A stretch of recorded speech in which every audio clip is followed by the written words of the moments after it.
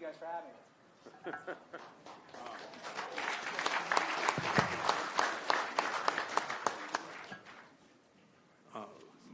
Most of you know who Anthony Scaramucci is, and found Skybridge Capital, Export-Import Bank, White House Communications Director.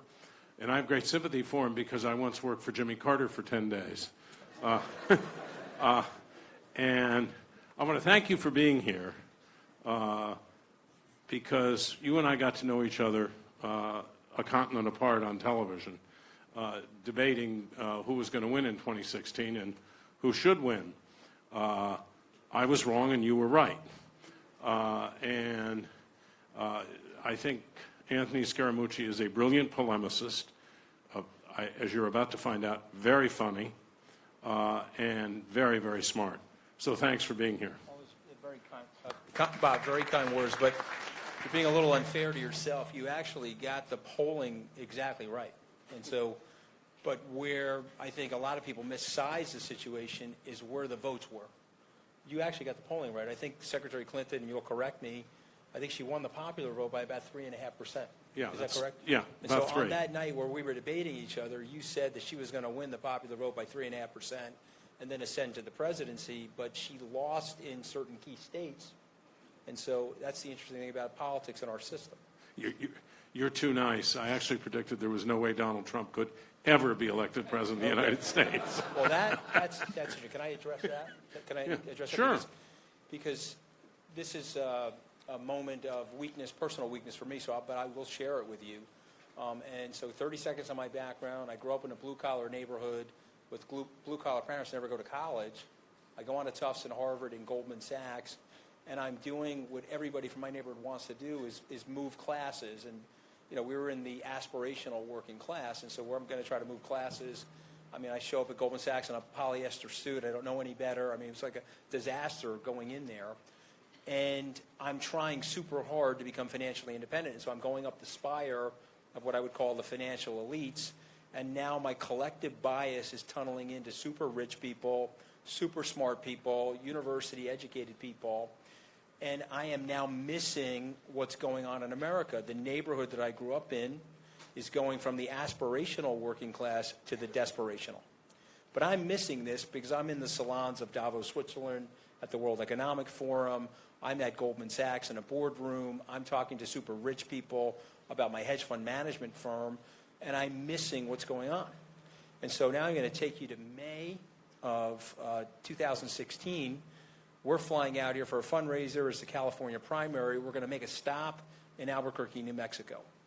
I've just joined the Trump campaign. We're in Albuquerque, New Mexico, ladies and gentlemen. There are 9,000 people waiting for the candidate in the Albuquerque Civic Center. Now, I take my Secret Service day pin off. That's the thing where, you know, they don't start shooting at you, right? You take that off. And I crossed the security line into the crowd. I started asking people, Bob, why are you here? What is going on in your lives, et cetera? And it was like a wake-up call. It was literally like an anvil hitting me like Wile E. Coyote in the, you know, the Roadrunner commercials or the Roadrunner cartoon. What was being said to me was desperational. What was being said to me was about economic loss, factories closing down. This one guy says to me, hey, my dad was at the factory for 35 years. I was there for 12. It just closed. I'm working Domino's Pizza and Lowe's, the home improvement center. And I'm looking at this guy and I'm saying, oh my God, this is the neighborhood that I grew up in. This is what's going on in America. And so once I did 26 Donald Trump rallies, Bob, and 2 Bernie Sanders rallies, then it dawned on me that he had a good shot to win. I don't know if am I causing it? No. Okay. So I'm sure it's our technical difficulty. it's probably a Democrat. Are you a Democrat back there? Take that. I'm kidding. I'm not so bad, by the way. So you're a Democrat. You were just talking about the Trump campaign. Yeah. What was it really like on the inside? Did people think that you were going to win on Election Day? And maybe you could also offer some insights into Donald Trump as you know him. So No on Election Day. I'll just be very candid with you. But yes, up until October 7th, the fateful Access Hollywood tape. If you had looked at what we had seen, and you looked at our data and our exit polling data, or whatever you'd call that data, you're the pollster, we were like, okay, if we win these following 4 states, Wisconsin, Michigan, Pennsylvania, and Florida, we've got a very good chance to win the presidency. Because if you looked at the Romney map versus Obama, President Obama, excuse me, you could see that we had a chance. And so we were focused on those states. When the Access Hollywood tape came out, it was like a trapdoor fell out on the campaign. And so what I don't like about the Liar and Furious book, I mean, I know they call it Fire and Fury, but I call it Liar and Furious, right? That's Michael Wolff, the liar, and Steve Bannon, who happens to be furious. You know, I mean, these guys are jokers, right? So they wrote a non-fiction categorized book, but it was very fictional. And so what they wrote about it is guys they didn't like, they claimed dropped out of the campaign. But on October 7th, that Friday night, you could tell right then and there what the Trump campaign was about. There was a group of guys, men and women, like, no problem. That happened 12 years ago. Let's press forward. And there was a group of people that were like, you got to drop out of the race and you got to do it tonight. And that was, one of them was someone who became chief of staff, right? Yeah. Yeah. What was that guy's name again? Rince Priebus. Well, yeah. I got a better nickname for him, but you know, we're in a crowded group. But I mean, the guy's basically a swamp creature, right? I mean, he's like a total creature of the swamp. He's like a creature from the Black Lagoon, right? And so he's operating the way these guys operate. And if you've never worked in Washington, I can tell you I got the education of my life. I got rolled in broken glass by these people for 12, 13 months, okay? And they're not serving the American people. Now, you may like these people, but I'm just telling you, they don't serve the American people. They have a, you know, Steve Bannon and I don't necessarily get along anymore, but, you know, he did say something about the swamp. He called it a business model. These guys operate in that business model, and here's what they do to you, okay? If you're students here, you're thinking about Washington, this is what they do to you. They look at you and they say, bought, not bought. Bought, not bought. And they analyze you, and they say, can this guy be bought? Well, if he can be bought, then we're going to bring him into our little reindeer game, and we're going to teach him the system of being bought like the rest of us swamp creatures. Not bought, okay, we got to torture this guy. We're going to annihilate this man or women. We're going to smash their face. Let's see what we can do to this person. How can we attack their family? How can we two-dimensionalize them, stereotype them? Hopefully they'll make a mistake. Hopefully there's something in their background that we can hit them with so that we can eject them from our system, because they're going to call BS on our system to the American people, and we don't want that. So that was a mistake that the president made. You should never put him in as chief of staff. You spent those 10 days there, and you had a kind of blunt interview with a reporter, which I think you thought was... Okay, it was 11 days. So I know you guys are doing it. It's a day more than I was with Carter. Now, let me just say, okay, you know, people say 10 days because it's like the 21st to the 31st, but I want you to count that out on your hand, okay? It's actually 11. Okay, my therapist and I have it down to 954,000 seconds. It does make me feel better when I think about it that way. But go ahead, Bob.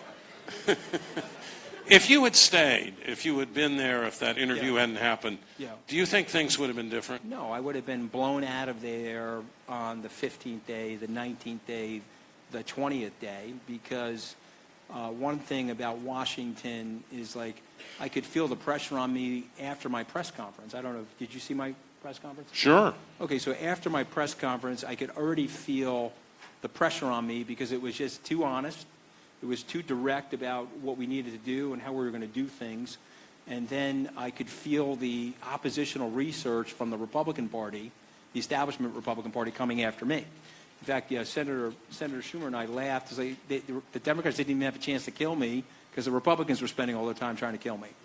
And so I thought I would last 30 days, possibly 60 days. I told Steve Colbert that. I said to Steve Colbert, I thought I would last longer than a carton of milk in your refrigerator, okay, but I didn't, okay? You were still pouring the milk in your coffee, and I was heading home to New York. And so it could have been anything, Bob. That interview, which in hindsight, and I said this on CNN, so I'll say it to you guys, I talked a little bit of smack about guys that were hurting the president that we were trying to get rid of. You've got guys that are smacking up their wives inside the White House that they're defending. And if you don't think that that's arbitrary justice and you don't think that that's swamp-like behavior, I mean, it's ridiculous. And you guys know I'm right. Whether you're a Democrat or a Republican, this is the type of behavior that goes on that we need to end. Because if you want to save the country and you want the country to benefit you, you're very, very young people here, we got to end this sort of nonsensical behavior. So no, there was no chance for me to stay. I also got hired by the president to be a hatchet person. He put me in charge of firing all the leakers. And then if you remember the memo, it said he's going to report directly to me. Okay, so that's game over if you're in Washington. Okay, Bob's smart enough to know that. The knives were getting longer and longer every second I was on the press podium. And I'm a big boy. I knew that was going to happen to me. I just didn't think it was going to happen the way it happened, but that's okay. Yeah, but Donald Trump is the president of the United States. Mm-hmm. If he wants it to be different, can't he make it different? Shouldn't he make it different? Okay, so and what should he do? So you asked about the campaign. I wanted 2 seconds on the campaign. The campaign was a freewheeling entrepreneur's campaign. The campaign was, we are outstaffed, we are underfunded relative to our competitors. It was like a startup Microsoft circa 1976 versus, say, an IBM, which was already in business for 50 years. And so we had to outthink them, outmaneuver them, and be a lot more strategic with our communication. And the president, to his credit, then the candidate, was very good at assigning tasks to each of us, and we each stayed in our lane and did our respective jobs. When he got the job, just like building a condominium, or just like building a golf course, or just like developing a television show, he said, okay, I've got this job. I've got to go down to the swamp. I've got to drain the swamp. I've got to hire people that understand the swamp. And I think what he's learned is that you're not going to drain the swamp hiring swamp monsters. It's just not going to happen. You're going to have to get people in the mix where bought, not bought, the guys that are not bought. Okay, the men and women that are not bought, you got to bring 200 of them. You got to maybe bring 500 of them, because the other people are going to do everything they can in the most diabolically ruthless way to dismantle those people. And that's what's going on. So can't he change it? He can. I think that he's evolving. He's changing himself right now. He's looking at the situation of people literally talking to his face in an obsequious way, and then they go behind his back 10 minutes later after the meeting and say rough things about him. I think he's finding out like who his real friends are and who his not so real friends are, and I think that he will probably make, I think he had a tweet this morning about there's no chaos in the White House. Maybe to him there isn't chaotic. That's him. And then he said that there would probably be some changes, right? He indicated that this morning. So my guess is there will be some changes. And so he'll probably move to something closer to the loyalty model that he ran inside the campaign and the one that he did inside the Trump organization. So you were just quoting something he said in a tweet. I want to quote a couple things you said on television and in a tweet. You've described the White House as a place where people are afraid to talk to each other. The morale is terrible. The rule by fear and intimidation does not work. I predict many more departures, and you've called for General Kelly, the Chief of Staff, to go. You also had a very interesting, I thought it was amusing tweet, quoting President Kennedy. The first thing I'm going to tell my successors is to watch the generals and to avoid feeling that their opinions were worth a damn. Especially about military matters. That's the whole tweet. Right. Go back to that, because that's very important. Let's talk about that, okay? He's sitting in the cabinet room, and they've got a satellite photography, black and white satellite photography, that there are missiles being deployed and about to be operational in Cuba. It's October of 1962, and he's with his cabinet, and the generals are in there, and particularly Curtis LeMay, and you're old enough to remember Curtis LeMay. He turns to the Kennedys, Bob and John Kennedy, President and Attorney General Kennedy. He says, yeah, okay, here's what we're going to do. We're going to hit them. We'll drop a nuclear bomb on Havana. We'll decimate the Cuba. The fallout is going to probably irradiate most of southern Florida. They'll shoot some missiles at us. We'll shoot a ton of missiles at them. And so we'll wipe them out. We'll win the war. And Kennedy looks at him, and like LeMay, you got to go back in history. Curtis LeMay was firebombing places like Tokyo and killing innocent civilians. And if we had lost the war, he would have been tried as a war criminal. Okay, that's the kind of guy he was. So he's sitting there now in the cabinet room, and he turns to Kennedy. He says, okay, 60 million people are going to die, but we're going to win the war. Okay, and he's laughing because he knows this is true. Kennedy closes his book. He walks out into the Rose Garden. He turns to his brother, and he says, and they call this the human race. How much of that did I get wrong? Okay, so So he then says to his brother, he mutters to his brother that I'm going to tell my successor, don't trust the generals, particularly as it relates to military matters. Because you know what? Whether they're generals, people, entrepreneurs, professors, we're putting our pants on the same way. Okay, ladies and gentlemen, we're all doing the same things. Okay, and so we have to dial into our common humanity, and we have to dial into what is the right or wrong thing to do, not the left or right thing. What is the post-partisan right or wrong thing to do? And so I sent that tweet out as a historical message to people to pay attention to history because it may not repeat itself, but it does in fact rhyme. I also said those other things publicly because it's so obvious, it's the secret that's not so secret. And so if we don't address it head on and turn a light on in the kitchen and fix it, then it's not going away. If it's not going away, you're being underserved by your government. And so we have to fix it. And so people are super sore at night. It's a 24-hour cycle. Everybody knows what's going on. So let's hack the system. I'm an entrepreneur. Let's disrupt the system. Let's talk about it candidly so that we can fix the system.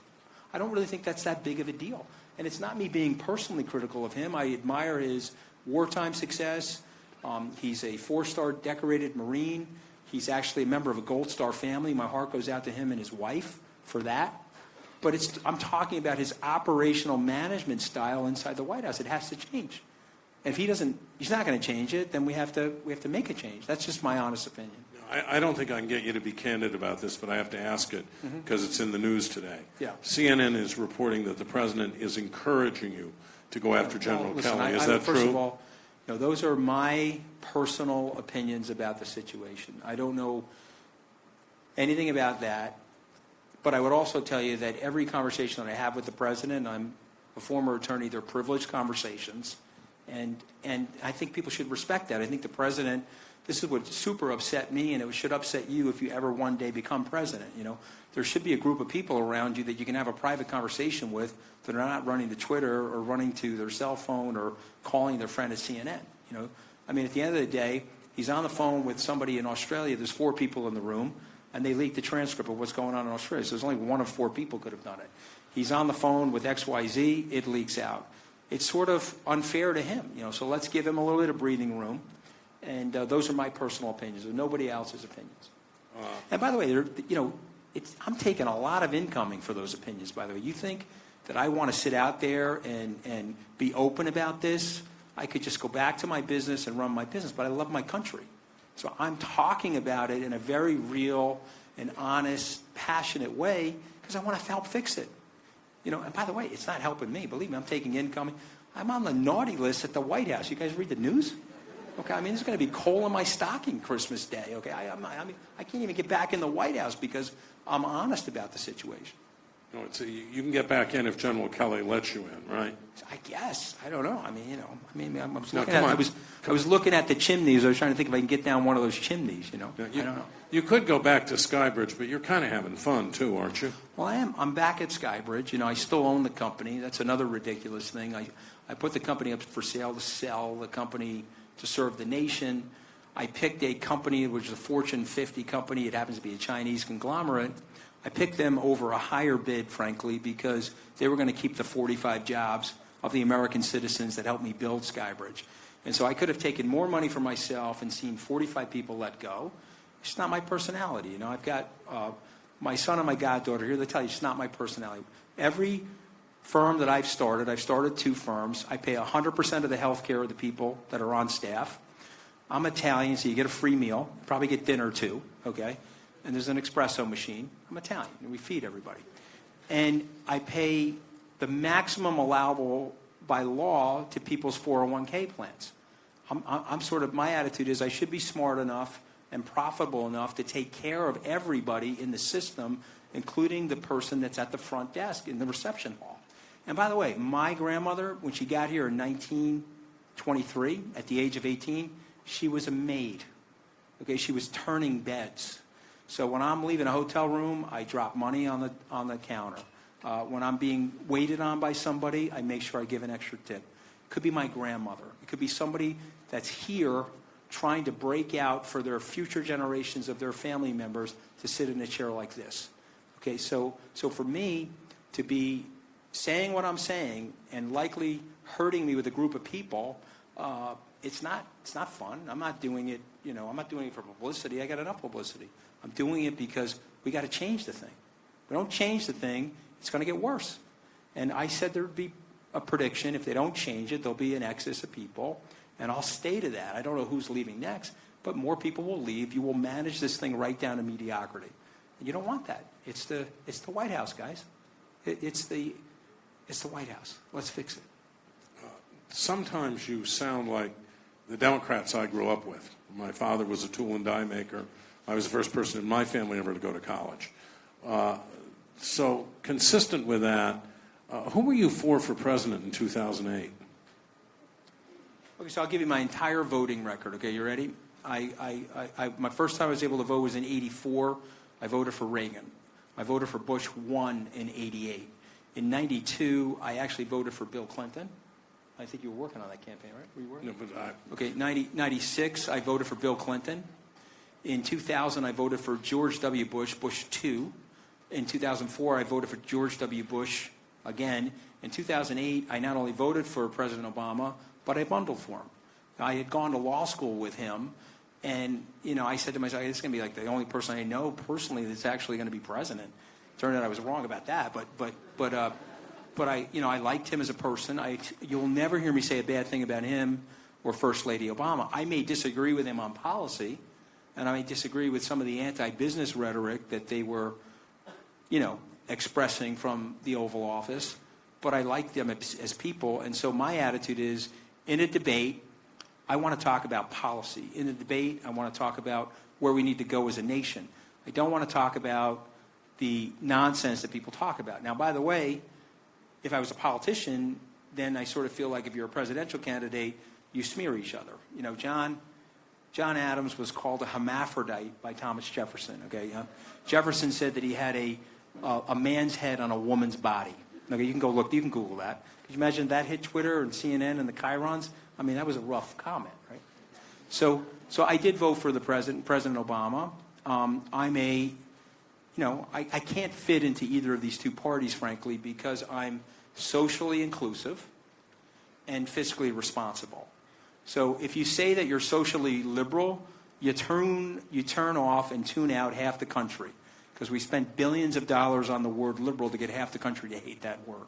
If you say you're fiscally conservative, you now just tuned out all the liberals, because we spent billions of dollars the other way to hate that word. So I say I'm socially inclusive and I'm fiscally responsible. We have to right-size the budget process. We have to curb the excessive spending, because if we don't do that, you're going to lower living standards for the middle class and poor.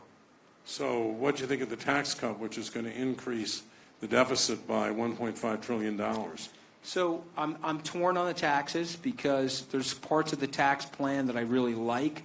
The lowering of the corporate taxes, if you understand the way economics works and market-based economics, by going from 35 to 21%, you just made the entire country way more competitive relative to the tax bases around the world, and you now have this opportunity to bring goods and services and investment capital and foundational capital like manufacturing back to the country.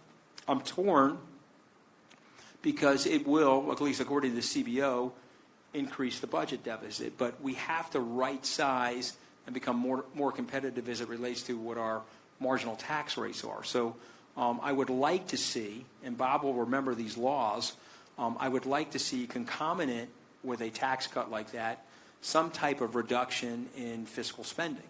Bob is old enough, and I'm old enough to remember when Dick Dorman came up with the idea of pay-as-you-go. Do you remember pay-as-you-go, Bob? Pay-go, it quickly got. Well, everybody endorsed it, and nobody did it. No, that's not true. Well, no. Let me give you the history of that, because it was. You're thinking more of the. You're thinking of that bipartisan panel that. I'm thinking of the Reagan tax cut, under which there were supposed to be concomitant fiscal cuts. Yeah, okay. And so there weren't, and the end of the decade, so, there were huge deficits. Okay, so that is absolutely correct. So Reagan tried to put it in place in the 80s, and so it never got put into place because he was hammering a lot of defense spending, and what he effectively did was he LBO'd the end of the Cold War. He produced guns and butter at a time when the Soviet Union could only produce one or the other, and the system collapsed on itself. But now you're coming out of the 80s with fairly large deficits. So Bob is correct about that. But the actual pay-go legislation was signed and enacted by George Bush I. You can go back to Alan Greenspan's memoir, where Greenspan writes about this being one of the really good pieces of legislation that came from George Bush I. And so pay-go quickly in his camp was raise taxes, no problem, then we can raise money on social services and fiscal spending. Lower taxes, well, then we have to find cuts. That pay-as-you-go program was put in place right before the introduction of the Gulf War. So now we start the Gulf War, we go into a recession, high unemployment, they come to the president, and they say, listen, we've got to raise taxes because we're paying out more social services, we just signed this pay-go. And George W. Bush first, George Herbert Walker Bush, he says, yes, we'll raise taxes. Bob's old enough, and so am I. Read my lips, no new taxes. He violated his tax pledge because he was sticking to pay-go. In the book, The Agenda by Bob Woodward, Bill Clinton had a decision to go with deficit spending or stick with pay-as-you-go. And both Woodward and Greenspan, Alan Greenspan, our former Fed chairman, said that that was very good policy by Bill Clinton. He adhered to the pay-as-you-go legislation and raised our taxes in March or April of 1993. He took the tax rates up to 39.6% because he wanted more social services. This had an unbelievable effect on the economy because even though we raised taxes, he set the tax rate for the 8 years of his presidency, and so people adjusted to it. And Bob will tell you that we ran our first budget surplus in 2000. We printed a $234 billion budget surplus in 2000. It was the first time that we had a budget surplus since 1969. And the debate that Al Gore, Vice President Gore, was having with then Governor Bush was about what to do with the CBO estimate of the $5.7 trillion of surplus that we were going to have in the forward decade from 2000 to 2010. And Bush wanted to give it, Governor Bush wanted to give it back in tax cuts. Al Gore wanted to give it out in infrastructure spending. We know how the election came out. But more importantly and more systemic, because of 9/11, and Bush had signed a tax cut prior to 9/11, we decoupled ourselves from pay-go, and the deficit spending really started at this level in the Bush administration. That's great irony because he's a Republican. Anyway, probably too long-winded, but I want to tell you where we are and how we got there. You know, that's why we're where we are now. I want to bring this back to Trump and do three quick things. President Trump, if you were in the White House, yeah, how would you advise handling the Mueller investigation? Well, I think they've actually done a good job of handling that. I think his legal team has done a very good job of that. I think that what's interesting, and most people probably don't understand the complexity of this, but let me just share this quickly. If I did not do anything wrong, I didn't collude with the Russians, but me or my staff did something to obstruct you from finding out whether or not I did anything wrong, that is actually a legal breach. That's obstruction of justice. Am I correct in that? Yes. Okay. Straight out of Harvard Law School. Okay, so yeah, I'm not allowed to say that anymore. People pick on me because I say I went to Harvard. So I got to be careful. Well, I did too. So I name dropped the Harvard thing. Go ahead. I name dropped the Harvard. I thought it was like something to be proud of. Now I'm not allowed to say it. So scratch that. Okay. But here's what I would say is the obstruction issue. The president on the table is to testify in front of Robert Mueller.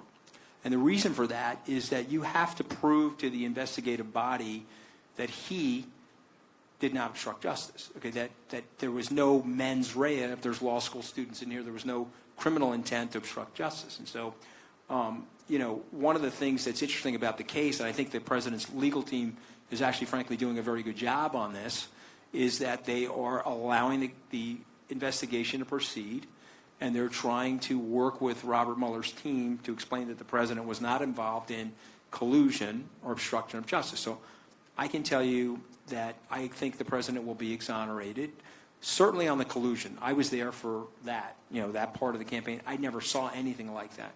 On the obstruction piece, I can't comment on that because I wasn't there, and it would just be being speculative and being, you know, windy as a spinmeister, and I don't want to do that. So I don't think so. But I do think that there's been tension there I do think there's been frustration because here's what happens in Washington. It's scandals incorporated, ladies and gentlemen. So if the woman, the Secretary of State, Hillary Clinton, that Bob thought was going to win, won, they would be demolishing her.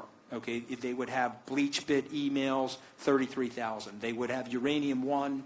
She sold it to the Russians. There's probably 5 other things that they would make allegations related to Secretary Clinton, now President Clinton, and she would be mired in a quote-unquote scandal, and it would be on your newsreel every single night, and she'd have a special prosecutor, and the House would be hitting her, and I think it's a bunch of nonsense. Okay, and so I'm actually indicting both parties. This is swamp-like behavior that's actually hurting the country. Why don't we dial this thing back? Bob remembers the special prosecutor Ken Starr looking at the Whitewater transactions 20-plus years ago, finding nothing, and ending up way over here on the Monica Lewinsky situation. And so, to me, they're people. They're likely flawed people. You know how I know that? Because everybody's flawed. I have a whole phone book of flaws personally. I used up a half a phone book in 11 days, okay? So I'm a very flawed human being, okay? But we're flawed people. So why don't we just let them run the government? Why don't we just give them a chance to see if they can put ideas together and reach a compromise on things like DACA, reach a compromise on things like gun control, allow the system to work a little bit rather than this perpetual scandal, attack orientation, you know. I mean, I just think it's ridiculous. I'm going to turn this over to the students, but sure. I want to ask you one last question that goes straight to what you just said. Mm-hmm. If you felt that way and feel that way about politics and about how it ought to be conducted, you said it ought to be about issues and the future, and we ought to get rid of this scandal stuff, we ought to get rid of the attacks. How'd you feel about lock her up and lying Hillary? You know, I don't like it. I don't like it. I know, but again, as a candidate, I feel like the two candidates, because historically, going back to the first election in 1800, we've been doing that to each other. Okay, you just imagine what they were calling Abe Lincoln. I mean, the dude was not good looking, right? I mean, we know that, right? So, you know, they hit each other at the candidate level. I don't want to be a part of that. If I was ever a candidate, because it'd be hitting me, I'd have to hit them. And let me tell you why they hit each other. It works. Okay, the first thing you learn in trial advocacy when you go to a law school, not necessarily Harvard, but when you go to a law school, the first thing that you learn is if I'm wrong on the facts, but I still have to win the case, criticize, attack, dehumanize, ad hominem attack the other person. Okay? OJ case. You got to discredit the people that have better facts than you do. And so what we know about life, the minute I'm discredited, okay, Seth Meyers is calling me a human pinky ring. I thought that was funny. You can laugh about it. I don't care. Jim Tan Laundry descends on the White House. Okay, that was, okay, funny. Tony Goomba is running the press shop. Okay? I mean, it's all nonsensical Italian stereotypes. But my point is, you got to turn me into a caricature, and you have to delegitimize my voice. And hopefully, if you're super successful with me, you can demonize me. You can make me a bad person. And so the minute I'm opening my mouth, I'm now this bad person. And so everything that's coming out of my mouth, even if it's true, has to be discredited. And so that's what they do to each other. And the president, you know, I mean, look, I mean, he's like the Michael Phelps of nicknames, right? I mean, this guy's a gold medalist. I've never seen anybody name people so quickly, you know. Quietly, us on the campaign, we're like, thank God we're on his team. I mean, I can only imagine the nickname. I'd be in therapy for years, right? And you know every nickname. You know every single. If I say Hillary Clinton or Secretary Clinton, you know her nickname. If I say Jeb Bush, you know, run for cover, you know his nickname. Scott Walker got out of the race, and one of the things he said was so funny. He said, I had to get out of there before he nicknamed me, okay? I realized that I had to move quickly. Okay, let's turn this over to student questions. Just raise your hands, and someone will bring you a mic. First of all, thank you for coming. I wore this hat especially for you. So I have a two-part question. It's more related to finance. First of all, when you were raising funds for your first fund, Oscar Capital Management, how did you convince investors that you could invest money and add alpha better than other investors? And what made you decide to leave Goldman? And then second of all, what advice would you give to aspiring financial professionals who maybe want to open their own fund in the future? Really good question. I'm assuming because of the mic, everybody heard the question, so I'll be quick on this. So for me, and I'll say this to you, you're young people in this room, so there's something that's very empowering to you that you have done from like the age of 11, 12, 13 that you really love doing. Take that into your adult life and do that. Okay, and so for me, it was starting businesses. For me, it was stats. I was always into baseball stats, and it converted itself into investing.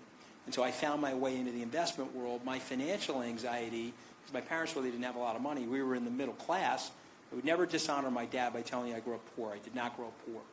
But we had financial anxiety in the house, so I went to law school because I thought that would be like a safety net for me. If I was a failure in business, I could practice law, or I had a trade at least that I could use.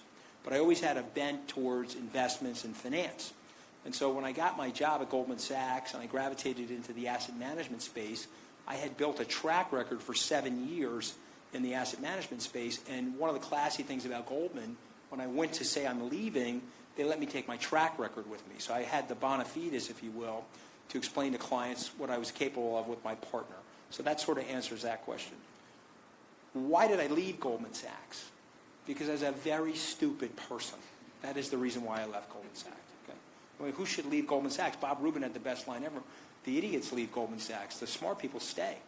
I left Goldman Sachs because I had a burning desire to have my own business and have my own company and to paint on my own canvas. And I was very young at the time. I didn't realize how hard it was. Fred Smith, the chairman of FedEx, that started FedEx, had a great line about entrepreneurship. If you knew how hard it was, you wouldn't do it. But I'm very, very glad I did it, because what ended up happening is I got mature really quickly. I learned how to evaluate talent, and I learned how to build a business, which ultimately led to greater success with a lot of failure mixed in. That's why when I got knocked out of the White House, people were like, oh my God, what a failure. I was like, dude, that's not a failure. How about losing 40% of your fund in 1998? That's a failure. You know what I mean? The point is, if you're an entrepreneur, you know how to be persistent and resilient, and you know that about yourself. And if you have it, you got to go for it. You have to live your life without fear. Another question? I think we have a lot of questions. Hi, thank you for coming. My name is Maria. My question is that you say that we have to look at these politicians, we have to accept that they're human. I just want your stance on when Trump met when he had the Parkland discussion. We all saw it in his notes. It says to remind him, I hear you. Do you think he actually cares for the American people? Oh my God, so much so. I mean, this is the misnomer, and this is how we characterize things, right? So he's, I mean, first of all, that was Hope's handwriting. I don't know if you guys caught that, but that was Hope Hicks, because I know Hope's handwriting, okay? And so he's just trying to help him out, okay?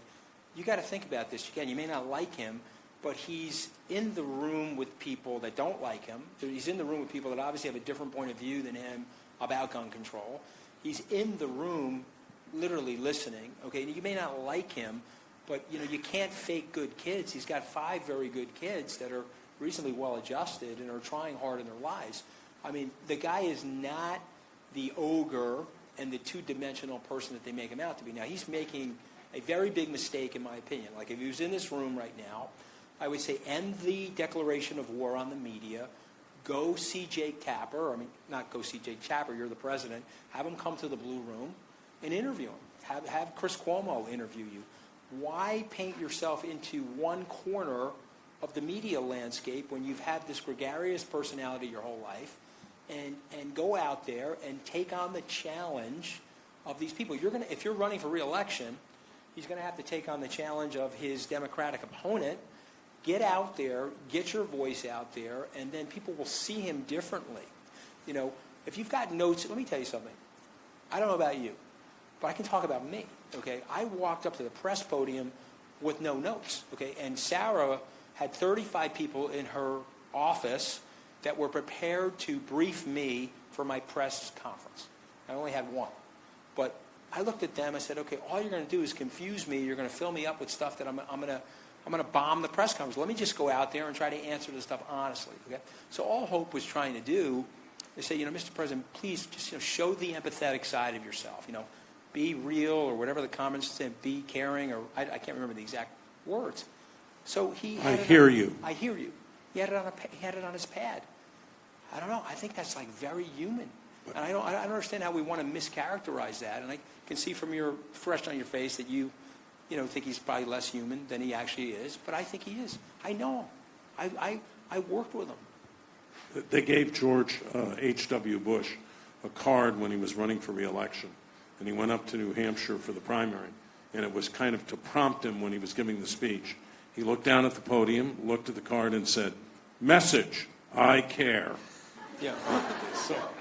So he's got. Sometimes people who are handling these folks make ridiculous mistakes. What Bob's mentioning, he's got overhandled. Another thing that George Herbert Walker Bush did in the debates, he's with Governor Clinton, entrepreneur Ross Perot. Watch me.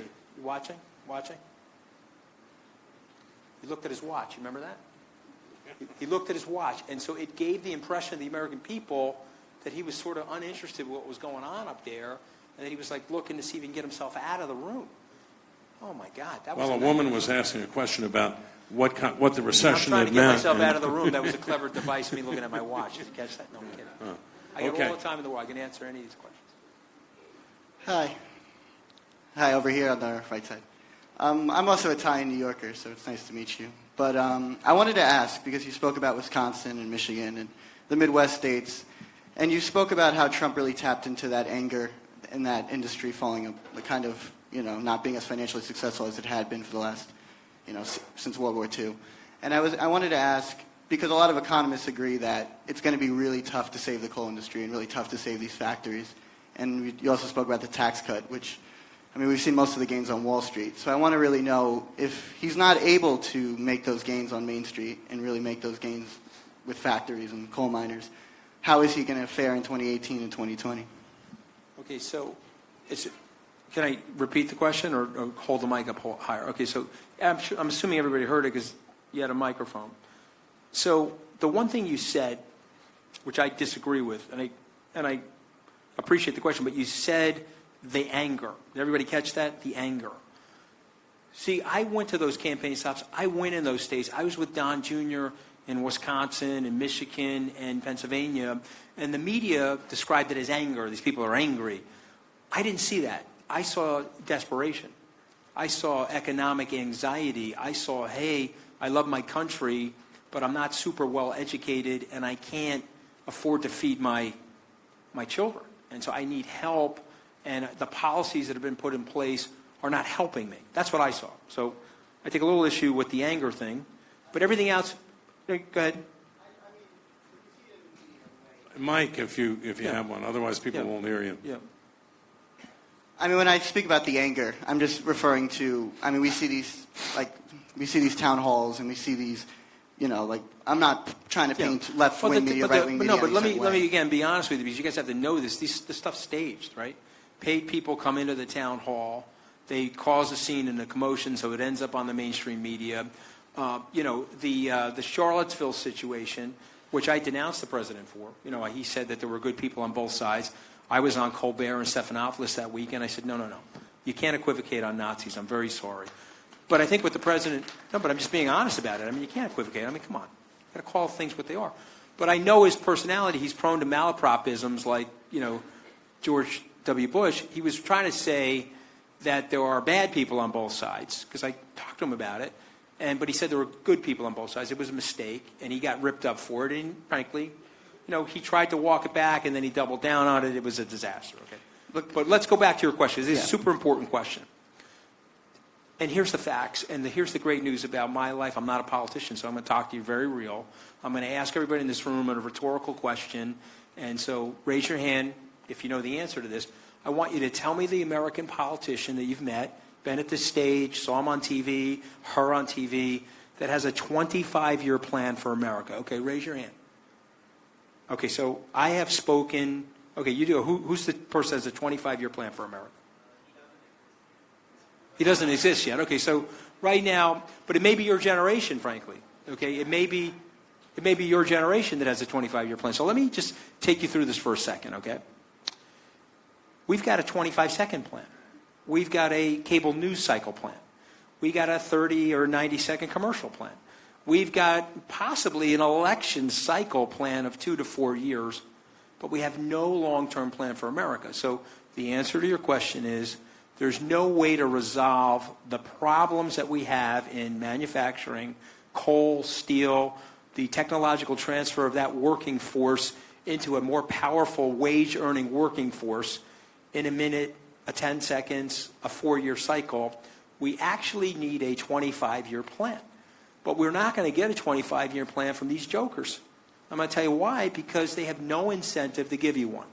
If you, I'm sorry? Will we get one from Trump? So here's the problem, okay? He got ambushed by the swamp creatures, okay? There's a ton of never-Trumpers inside the facility, okay? And so he got ambushed by the swamp creatures. That slowed him down.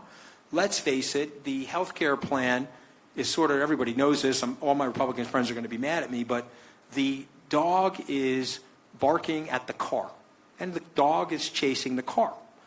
All of a sudden, the dog catches the car, right? And now they got to come up with a health care plan. And so the president says, okay, great. You know, I'm new to this. I'm new to Washington. Give me the health care plan. Bob, did they have a health care plan? They never had a health care plan. They didn't have a health care plan. But replace and repeal and replace they voted was just a word. They voted 268 times, repeal and replace, repeal and replace. They had a 7.5 years to come up with a health care plan. Did they have one? They were like, oh my God, how did this guy win? We thought he was going to lose. Okay, how did he win? Oh my God, we got to come up with a health care plan. Now they don't have a health care plan.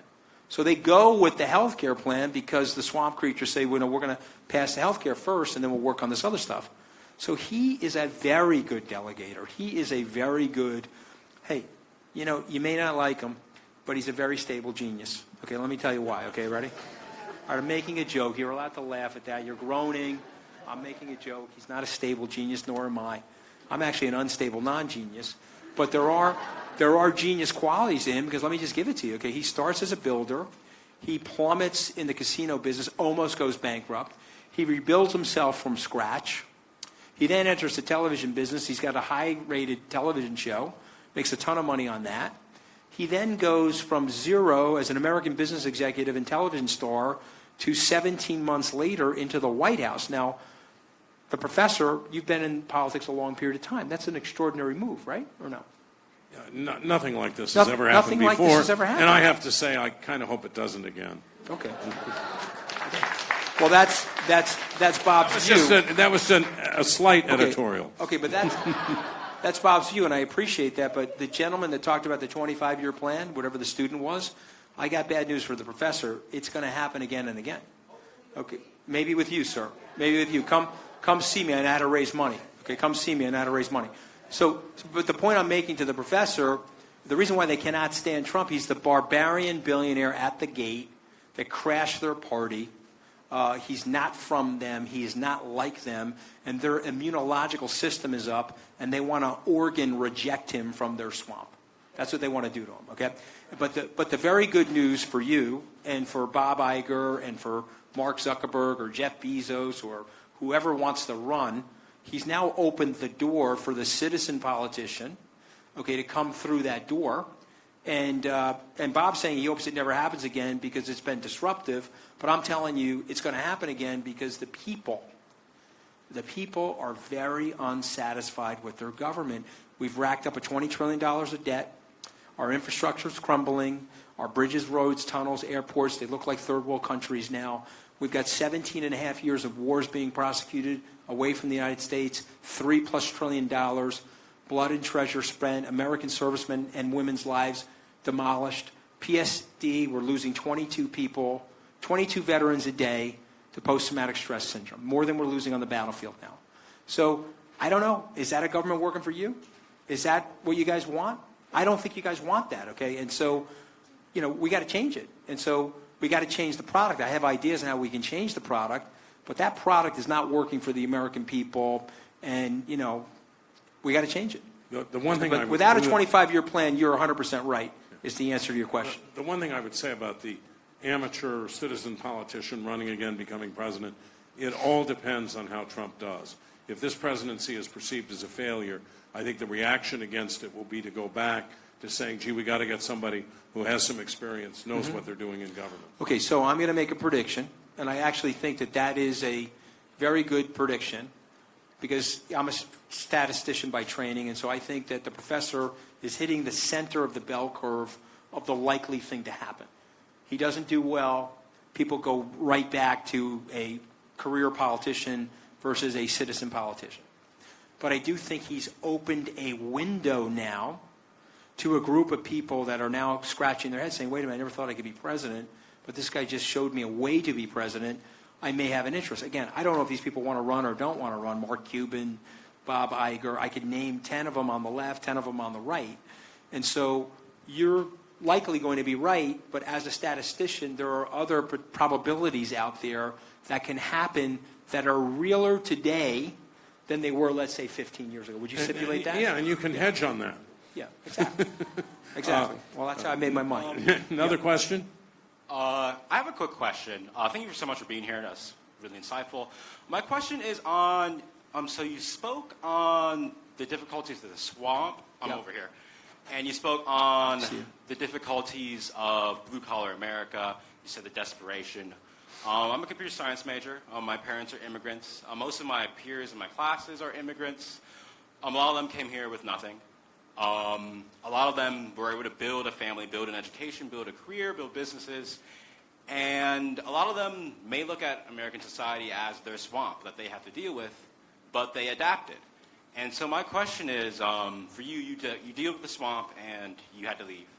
You're dealing, blue-collar America is dealing with globalization and the factory shutting down.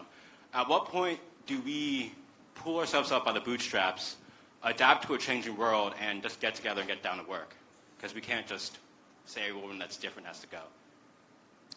Okay, so this is an immigration question, right? But you said something about the swamp, either deal with the swamp or leave it? Well, my question is, or like, so you're saying that like you're saying that the issue with Washington is that there's a swamp, and you just can't deal with the swamp. The swamp is the issue, and the issue with blue-collar America is that the factories are closing down. To me, it just seems like people are in environments and that they're not able to adapt to these environments. And my thing is, immigrants came here and they adapted. Okay, and they're doing well. I think I understand the analogy, but let me just talk about the swamp for one more second because it's one of my favorite topics. Okay, the swamp sucks. Okay, the swamp is going to destroy your children's future growth and their future opportunity. They're taking too much out of the society, so we have to break it down and demolish the swamp, and we're going to do that. The kid over here is going to run for president. I'm going to back him, and we're going to do that. Okay. The swamp just passed tax cuts. That's going to benefit a lot of us. No. The swamp is a unmitigated system of special interest swapping, and it's just bad politics because you're racking up, you're overspending, you're frankly undertaxing if you're overspending, or you're overtaxing and overspending. You can pick the math, but we haven't made the math work in the country in 30 or 40 years, and we got to fix that if we want to right-size the country for our children. So I'll take issue with the swamp. That has to be disrupted. I'll spend the next 20 years of my life trying to figure out a way to take that and dismantle that, okay? Because I think it's a lot of fun to try to do it, and I think by and large the American people are behind that idea because they know it's nonsense. As it relates to immigrants, it's a totally different issue. You're saying that you have to adapt to the country, and I 1,000% agree with that. My grandparents spoke fluent Italian, but they forbid us from speaking it because they wanted us to be fully assimilated into the culture of America. Now, that was a mistake, obviously, because they were scared. Because when my grandfather went out to look for work, there were signs in the store shop said, Nina, no Italian need apply. And by the way, if you have Irish ancestry here, no Irish need apply. So it fit both of those categories. And it was absolutely brutal. And some of you probably have heard of the Sacco Vanzetti trial, but I know it very well because I'm an Italian American. And some of you probably know about the history of Teddy Roosevelt, but what you probably don't know is that in 1905 he signed legislation as it related to immigration that designated Italians as non-Caucasian. Whatever that means, Italians, according to Teddy Roosevelt, were non-Caucasian. I can tell you that upset my grandfather a lot, okay? Because it was quote-unquote discriminatory. So our family handled that, as I'm sure your family's handling it, and people do have to adapt and handle it. But what we also have to do is we have to create social progress, and so that we have to call each other out and make each other aware of these issues and make sure that each of us know whatever our skin color, our sexual orientation, our religious orientation, we're basically the same. basically want the same things. We're good people. We have to sort of end that bias or that hatred. But it's not going to happen through political correctness. It's not going to happen through me sanitizing my language. It's going to happen through open, healing-style communication. And so for me, if you're asking me about the immigration thing, I'm all for waves of immigrants to the shores of the United States. We need to build our population. We need a whole broad group of people coming here. The only thing I'm suggesting is something I think everybody agrees with, is that we have to abide by the laws that are on the books and records of the United States that have been signed by both Democratic and Republican presidents and passed by both Democratic and Republican-controlled legislatures, that we have legal immigration. That's all. Because if we have legal immigration, we can protect ourselves, because you can take this to the bank. The legendary economist, Nobel Prize winner Milton Friedman once said that if you have a welfare state, and the United States has a welfare state, if you don't protect your border, market forces being what they are, people will come across the border to participate in your welfare state. And by the way, I don't blame those people, because they need help and they're probably impoverished and they want a better life for themselves. But we as Americans, like every other great nation, we have to do it with some control of our border, not asking for anything more than that, and to abide by the legal laws and the books and records. Now, if you want to change those laws, then I'm for that. Let's go out and campaign, change those laws, convince a plurality of Americans to change the way we immigrate people in the United States. That's how I feel about it. Now, I don't know if people are upset with me for saying that. I'm just calling for legal immigration, nothing more. Yeah, we could be here all night. One last question. Why don't we make it two? Let's make it two. Two. Hi there. Thank you so much for being here tonight. My question is, I can clearly see that you love this country. Would you ever consider running for office of any kind, or do you think you can better serve outside of an elected position? I actually cannot run for office for so many different reasons, right? Because I'm too honest. I'm not going to be able. I would get annihilated. Okay, so I have to be more skillful as a politician. I don't have that skill set. I've got 54 years on the planet and 30 of them as an entrepreneur. So it would be impossible for me. But what I would like to do is be part of the process. I'd like to be part of the intellectual engagement related to it. And I'd like to help people that want to move from where we are now into what I call a post-partisan situation, where we're not focused so much on left and right, as I said earlier, but right and wrong. But I don't see myself running. Moreover, I'm a Republican in one of the bluest states in America, New York, and the registration is such that statistically it would almost be impossible. There'd have to be a cataclysm to get a Republican elected in the state that I live in, and I love my state. And I'm not leaving anytime soon, and I have no problem paying the taxes in my state because I love living there. One last question. Yeah.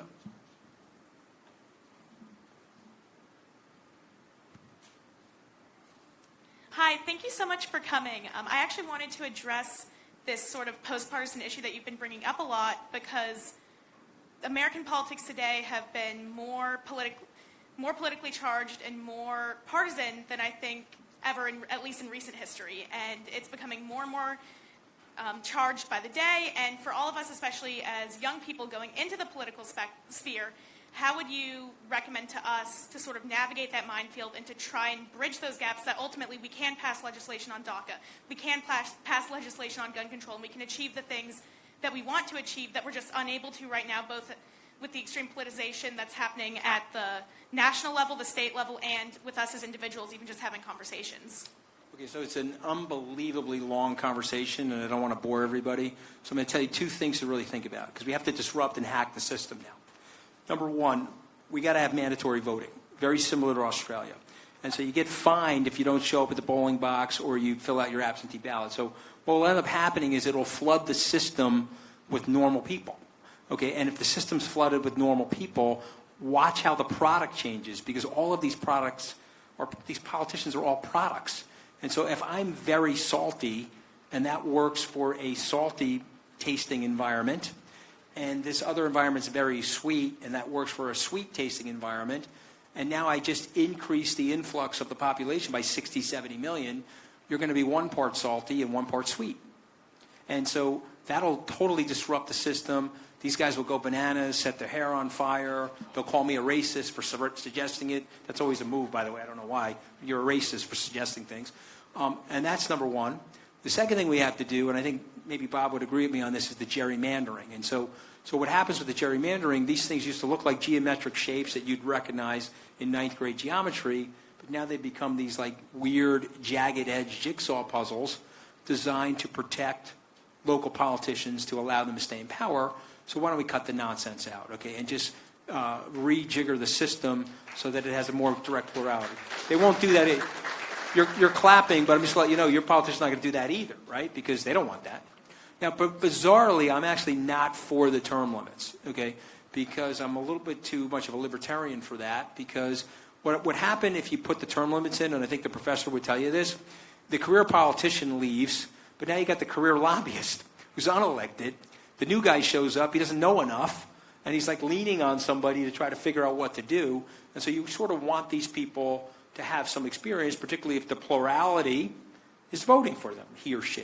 So you do those two things, you will change the product that you're getting from the swamp. The swamp will not become an oasis, but it'll look more like a pond and less like a swamp if you do those things. I got to do two quick announcements. We were on Facebook Live tonight. Okay. And we will be again on March 20th when we talk about Martin Luther King and Robert Kennedy 50 years later with some very interesting panelists. We're also hosting a conference all day on Monday, March 26th at Town and Gown called Migration, Immigration, and Globalization that features folks like the former Prime Minister of Britain, Gordon Brown, Clinton strategist Joel Benenson, and Mickey Kaus, who's a very strong supporter of President Trump's immigration policies. I want to thank all of you for coming. This was a terrific evening, and I really want to thank Anthony Scaramucci. This was great.